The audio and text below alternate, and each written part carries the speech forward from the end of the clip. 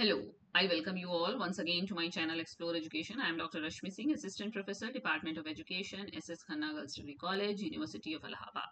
And this time I am going to discuss with you a very interesting, document related to teacher education in India, that is NCFTE 2009. It is a very popular and a very relevant document which has been shaped teacher education in India since last 16 years. However, a new document is required under the NEP 2020 NCFTE, but it is yet to be published. But it is NCFTE 2009, and it is also very important. So it has been titled as Shaping Destiny, the NCFTE 2009 Blueprint for Teacher Education, moving from mechanical transmission to meaningful knowledge construction. यानी कि ये जो राष्ट्रीय पाठ्यक्रम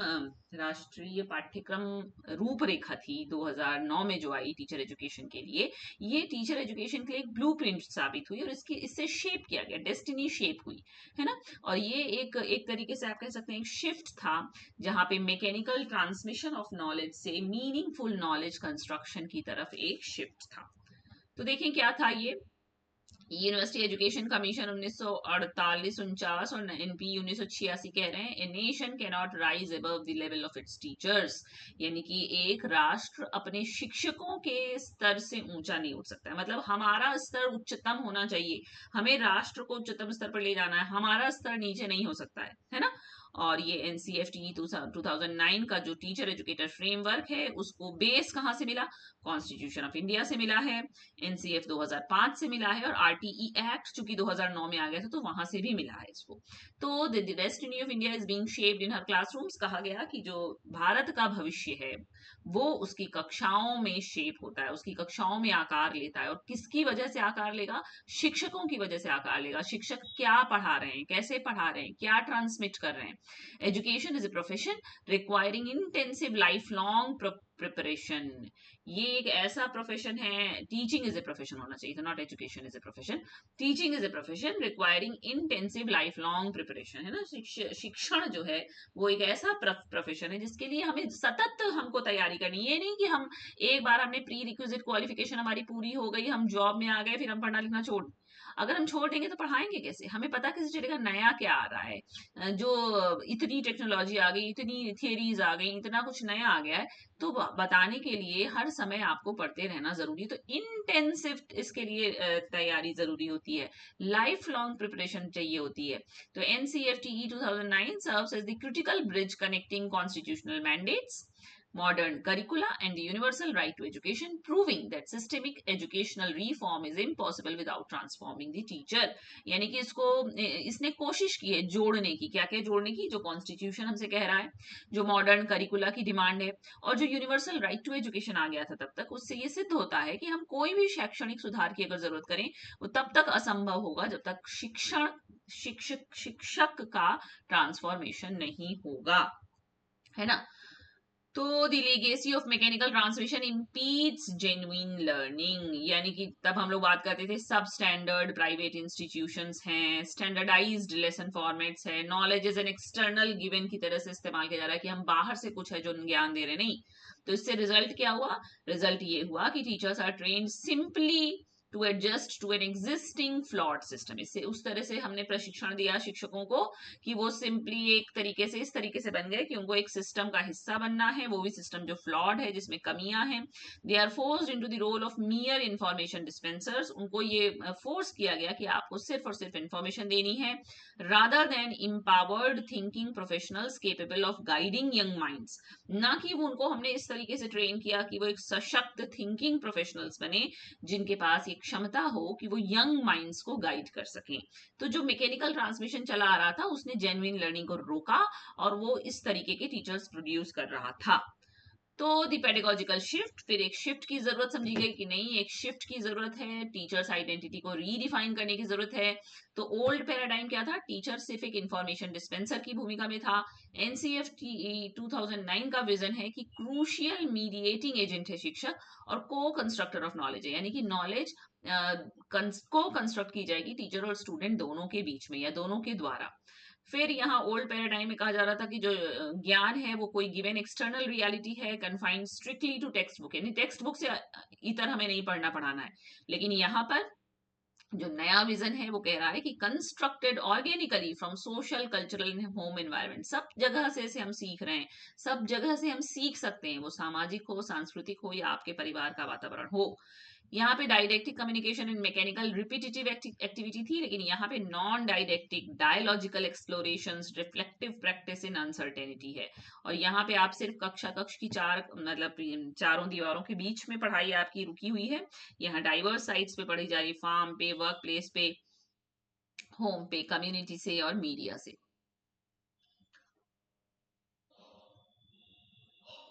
I am sorry, ठीक है।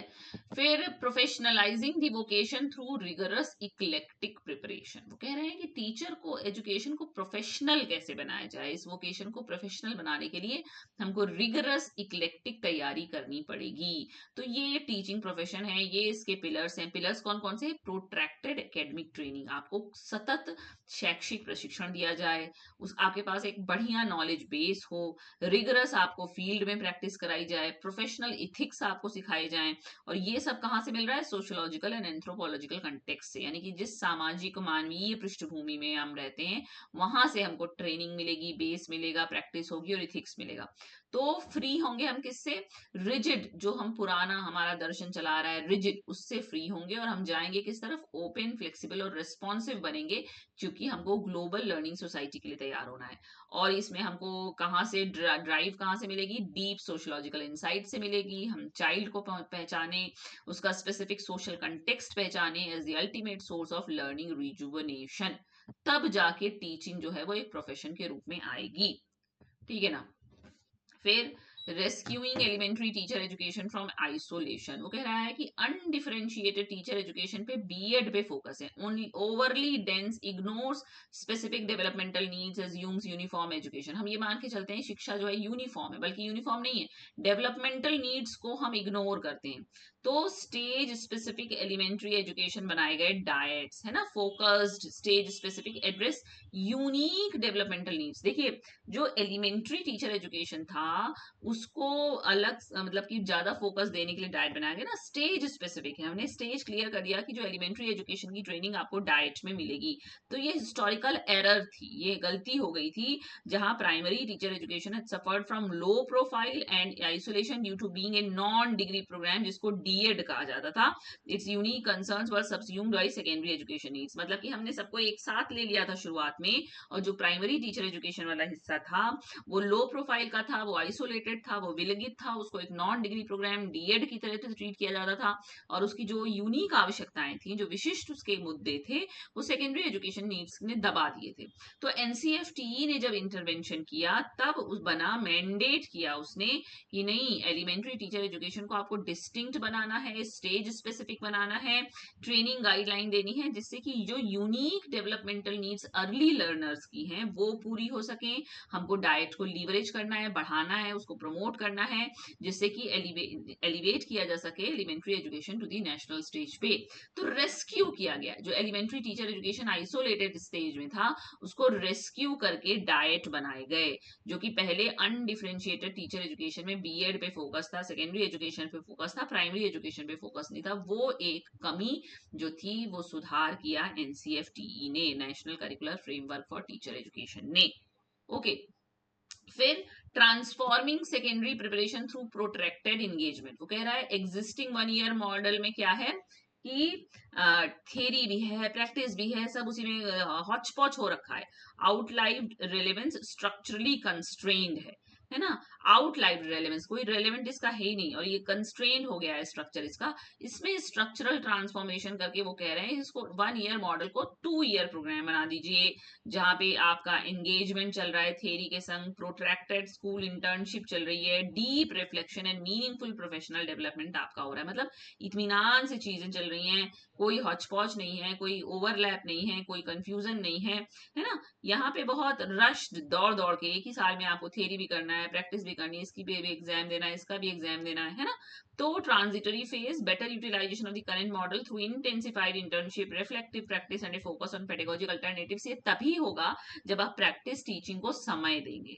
तो ये जो 1 ईयर मॉडल से 2 ईयर प्रोग्राम में शिफ्ट करना भी एनसीएफटीई का इंटरवेंशन है कि हम इंगेजमेंट को बढ़ाएं। हम सेकेंडरी प्रिपरेशन तभी बढ़िया हो सकती है जब इंगेजमेंट उनका बच्चों के संग होगा, जब वो प्रैक्टिस स्कूल में जाकर रियल टाइम पढ़ेंगे, पढ़ाएंगे, देखेंगे, बच्चों के संग बातचीत करेंगे, करिकुलम प्लानिंग का हिस्सा बनेंगे, असेसमेंट का हिस्सा बनेंगे। एक्चुअली कितना ये इम्प्लीमेंट हो पाता है, लेकिन एटलीस्ट पेपर पर तो आया, यहाँ तो पेपर पे भी नहीं है 1 साल में, है ना। फिर उसके बाद equipping teachers to combat the dual access of exclusion, जो कह रहे हैं कि इसने एनसीएफटीई ने ये भी किया, उसने शिक्षक को सुसज्जित किया। कैसे सुसज्जित किया कि वो एक्सक्लूजन के डुअल एक्सेस से बच सके। क्या कर सके, देखो फिजिक्स यहाँ पे क्या है, द एम्पावर्ड इंक्लूसिव टीचर है, उसको क्या क्या मिल गया, उसने बायसेस को ओवरकम कर लिया। कौन कौन से बायसेस हैं, socio economic and gender biases हैं। उसको रीफ्रेम्ड प्रोग्राम मिल गए, है ना, जो कि अलाइनिंग विद पीडब्ल्यूडी एक्ट, यानी कि फिजिक्स क्या फिजिक्स नहीं, पर्सन विद डिसेबिलिटी, है ना, accommodating learning difficulty, supporting children with disabilities, यानी कि लर्निंग डिसेबल्ड को भी पढ़ाने का उसको ट्रेनिंग मिल गई। पेडागोजिकल एडजस्टमेंट्स मिल गए, बायस को उसने ओवरकम कर लिया। तो जो टीचर बनेगा वो एम्पावर्ड इंक्लूसिव टीचर बनेगा, है ना। वो किसको किसको ये कह रहा है ना कि एक्सक्लूजन को वो झेल जाए। कौन कौन से एक्सक्लूजन, सोशल एक्सक्लूजन, सपोर्टिंग एससीज STs and minorities, protecting girls and economically deprived. इस तरीके का जो एक्सक्लूजन है, जो बाहर निकाला जाता है, उससे वो इंक्लूसिव बन जाएगा, एम्पावर्ड बन जाएगा, अगर उसको प्रोग्राम रीफ्रेम्ड मिल जाए, वो बायसेस को ओवरकम कर ले और वो पेडागोजिकल एडजस्टमेंट भी हो जाए। तो एक्सिस 1 क्या है, वो कह रहा है डुअल एक्सेस ऑफ एक्सक्लूजन। कौन से डुअल एक्सेस, कौन से 2 एक्सेस, एक तो फिजिकल और कॉग्निटिव नीड्स का जो एक्सेस था, और एक सोशियो इकोनॉमिक और जेंडर बायस का, यानी कि सामाजिक, आर्थिक और लैंगिक अगर कोई पूर्वाग्रह है उससे मुक्ति मिल जाए, और जो फिजिकल और कॉग्निटिव नीड्स की जो आवश्यकताएं उससे मुक्ति मिल जाए, तो जो एक एम्पावर्ड और इंक्लूसिव टीचर की रचना हो सकती है।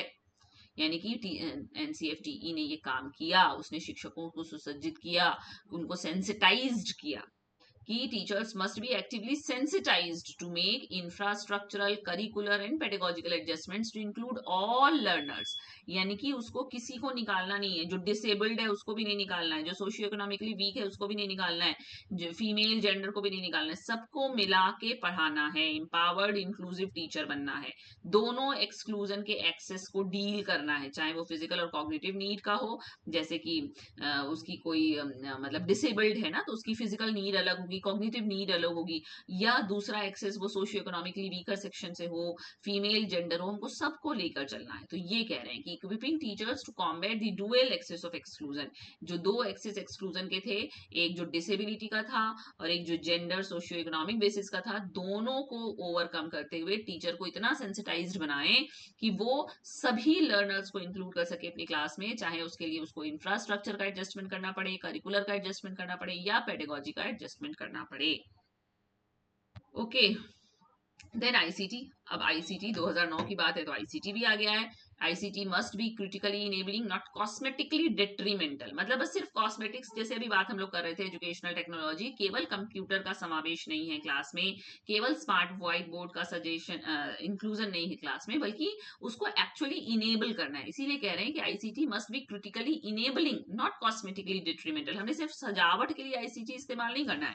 Teacher education must train educators to distinguish, ताकि वो विभेद कर सकें between critically useful technology and superficial detrimental applications, कि हम एक्चुअली टेक्नोलॉजी को यूज करके कुछ बढ़िया कर पा रहे हैं, या हम केवल उसको सुपरफिशियल तरीके से उसका अनुप्रयोग कर रहे हैं। तो कॉस्मेटिक एंड डेट्रीमेंटल कब होता है, जब हम उसको फैशन की तरह यूज करते हैं, treated merely as a fashion statement, कि भाई आज हमने पीपीटी से पढ़ाया, ये एजुकेशनल टेक्नोलॉजी नहीं है। viewed as a panacea for teacher shortages, जब हम ये मान लेते हैं कि जो शिक्षक की कमी है वो टेक्नोलॉजी पूरी कर देगा। disconnected from actual child development, जब वो एक्चुअली चाइल्ड के डेवलपमेंट से डिसकनेक्टेड है, उससे कनेक्शन उसका स्टैब्लिश नहीं है। and replaces the human element of teaching, और क्या है कि जब वो ह्यूमन एलिमेंट, मतलब टीचिंग में से ह्यूमन एलिमेंट को हटा दे रहा है, ये सब टेक्नोलॉजी के कॉस्मेटिक और डेट्रीमेंटल इफेक्ट है, खराब कर रहे हैं। ह्यूमन एलिमेंट को हटा रहे हैं, एक्चुअल चाइल्ड डेवलपमेंट डेवलपमेंट से डिस्कनेक्टेड हैं, हमने ये मान लिया कि टीचर की शॉर्टेज का रामबाण हमको एजुकेशनल टेक्नोलॉजी में मिल जाएगा, या हम उसको सिर्फ फैशन स्टेटमेंट की तरह यूज करें, जबकि हमको यूज कैसे करना है उसको, acts as a liberating learning tool, ऐसा कि उससे बढ़िया लर्निंग हो सके, टीचिंग इफेक्टिव बन सके, imaginatively drawn upon for e learning, empowers continuous professional development, जिससे हमारा सतत प्रोफेशनल डेवलपमेंट भी हो, और provides ongoing academic support for teachers, और टीचर्स को भी एकेडमिक सपोर्ट मिले, स्टूडेंट को भी सपोर्ट मिले, तब जाके क्रिटिकली इनेबल यूज होगा आईसीटी का, ना कि हमको फैशन स्टेटमेंट की तरह खराब करते हुए टेक्नोलॉजी को इस्तेमाल करना है। तो teacher education must train educators to distinguish between critically useful technology and superficial detrimental applications of it. Then teacher learning centers, TLC is the hands-on structural space. It is designated space designed to break trainees out of passive theory, moving them into active hands-on engagement. वो कह रहे हैं कि teacher learning centre की बात की एनसीएफटीई ने, कैसे बना दिए जाए, तो उससे क्या होगा, ये स्ट्रक्चरल स्पेस में जो टीचर ट्रेनी है उसको लर्निंग मटेरियल भी मिलेगा, वो हैंड्स ऑन इंटरेक्शन भी सीख सकता है, वो प्रोसेस ऑफ लर्निंग में एक्टिवली इन्वॉल्व हो सकता है, वो लाइव लर्नर बनेगा, वो चाइल्ड से उसके स्पेसिफिक सोशल कंटेक्स्ट से एंगेज हो सकता है, और वो सेल्फ रिफ्लेक्शन भी कर सकता है, developing the identity of an aspiring critical professional, hands on structural space.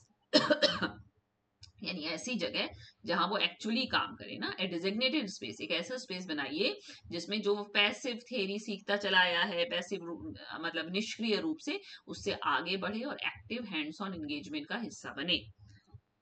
Then evaluation must capture the qualitative evolution of the developing teacher, यानी कि जब इतना सब कुछ चेंज किया जा रहा है तो असेसमेंट भी ऐसा हो कि वो क्वालिटेटिव इवोल्यूशन जो टीचर का हम कर रहे हैं उसको कैप्चर कर सके, यानी objective matrix must be paired with the subjective understanding of the developing professional, यानी कि हम ऑब्जेक्टिव मैट्रिक्स तो बनाएं असेसमेंट में, रूब्रिक्स में, पर हम सब्जेक्टिव अंडरस्टैंडिंग भी रखें कि हम डेवलपिंग प्रोफेशनल को समझ सकें। तो उसके लिए उन्होंने कई सारे पॉइंट्स बताए, जैसे कि लर्नर का एंगेजमेंट कितना है, आपका एटीट्यूड और डिस्पोजिशन कितना है, आपके अंदर पेडागोजिकल फ्लूइडिटी कितनी है, आपके पास कंटेक्स्ट की कितनी समझ है, और पॉलिसी का पर्सपेक्टिव आप कितना जानते हैं। तो जो ओल्ड इवेल्युएशन सिस्टम था वो एक्सेसिवली क्वांटिटेटिव था, restricted to terminal cognitive test and mechanical lesson counts थे, मतलब बस गिन लिया कितने लेसन पढ़ाए, कॉग्निटिव टेस्ट आपका ले लिया गया टर्मिनल, और ज्यादा से ज्यादा क्वांटिटेटिव चीजें ले ली गई, ओल्ड इवेल्युएशन खत्म हो गया। एनसीएफटी 2009 कह रही है कि इवेल्युएशन क्या हो, कॉम्प्रिहेंसिव हो जाए। कॉम्प्रिहेंसिव कैसे बनेगा, continuous feedback capturing the holistic dimensions of professional growth, यानी कि किसी भी प्रोफेशन का जो होलिस्टिक डिमेंशन होता है आप सब में बढ़िया करें, आपके लर्नर एंगेजमेंट की आपको समझ हो, आपके पास एटीट्यूड और डिस्पोजिशन हो टीचर टीचिंग के लिए, आपके पास पेडागोजिकल फ्लूइडिटी हो, आपके पास कंटेक्स्ट की समझ हो, आपके पास पॉलिसी का पर्सपेक्टिव हो, और पूरा ये चित्रण निकल के दिखे इवेल्युएशन में, इवेल्युएशन कैप्चर कर सके ये सब कुछ, तब जाके ये सही इवेल्युएशन होगा। ठीक है, फिर professional development is an inseparable continuous life cycle. वो कह रहे हैं pre service and in service education are functionally inseparable. NP 1986 ने कहा, एसएसए का मैंडेट क्या है सर्व शिक्षा अभियान का, कि 20 दिन की ट्रेनिंग एनुअली एवरी टीचर को करना जरूरी है, यानी कि प्री सर्विस प्रिपरेशन और इन सर्विस प्रिपरेशन साथ साथ चलेगी, मतलब पहले आप सीख के आए और फिर सतत सीखते रहिए। डिस्ट्रिक्ट लेवल सपोर्ट आपको मिलेगा डाइट से, एससीईआरटी से, आईएएससी क्या है, institute of advance studies in education, providing structured in service courses and fostering field innovation. Pre service preparation आपको कौन करा रहा है, BEd DEd intensive academic training कराई जाती है, टीचर लर्निंग सेंटर में आप इंगेज हो जाइए। लोकलाइज्ड कंटिन्यूअस सपोर्ट आपको कौन देगा, BRC, block resource centre, cluster resource centre, shifting from school inspectors to resource persons, offering learner centred pedagogic support. Okay, यानी कहने का मतलब प्रोफेशनल डेवलपमेंट सतत होना है और प्री सर्विस और इन सर्विस जुड़े हुए, यानी कि हम पहले से सीख के आए तो अब नहीं सीखेंगे, या हम अब सीख रहे हैं तो पहले सीखना कोई जरूरी नहीं, दोनों ही जरूरी है, सब देखिए सतत है, लूप है, सब चल रहा है साथ में। ओके, तब जाके आप एक फुल्ली एक्चुअलाइज्ड प्रोफेशनल बनेंगे। The NCFT 2009 framework is a blueprint for producing a radically different kind of mediating agent. तब आप में क्या क्या होगा, आपके पास एक रिफ्लेक्टिव एंड क्रिटिकल माइंड होगा, आपके पास एक्टिव एंड पार्टिसिपेटरी हैंड्स होंगे, आप ग्राउंडेड इन वैल्यूज होंगे, और आप एक इम्पैथेटिक एंड इंक्लूसिव हार्ट होगा आपके पास। हेड हार्ट एंड हैंड की बात की है ना, हेड हार्ट एंड हैंड, साथ में एक वैल्यू और जोड़ दिया गया है। तो रिफ्लेक्टिव क्रिटिकल माइंड यानी कि आप टेक्स्ट बुक को रिजेक्ट करिए, आप कहिए कि नहीं, नॉलेज को कंस्ट्रक्ट करेंगे टीचर और स्टूडेंट। आप पार्टिसिपेटरी, आप डिस्कवरी की बात कीजिए, डायलॉग की बात कीजिए, प्रोजेक्ट बेस्ड लर्निंग की बात कीजिए, सिर्फ रोट मैकेनिक्स की बात मत कीजिए। आपके पास justice, secularism, peace, democratic social reconstruction का विजन हो, और आप समझ सकें कि कितना complex socio cultural context India का है, और हम केयर करें deeply and treat all children equally, यानी कि इंक्लूसिव टीचर बने। ये है anatomy of the empowered teacher. Okay, अब खत्म हो जाके। तो NCFT 2009, it is a very comprehensive blue print for teacher education in India, और इसने कितना कुछ बताया, असेसमेंट कैसे बदला जाए, कैसे आप एक फुल्ली एक्चुअलाइज प्रोफेशनल बन सकते हैं, है ना, कैसे क्या क्या कहाँ कहाँ आपको चेंज करना है, पैराडाइम शिफ्ट करना है, ये सब इसने बताया, और ये एक बहुत बढ़िया डॉक्यूमेंट है। ओके, ICT का कैसे आपको इस्तेमाल करना है, सब कुछ है इसमें। Okay, so thank you for watching.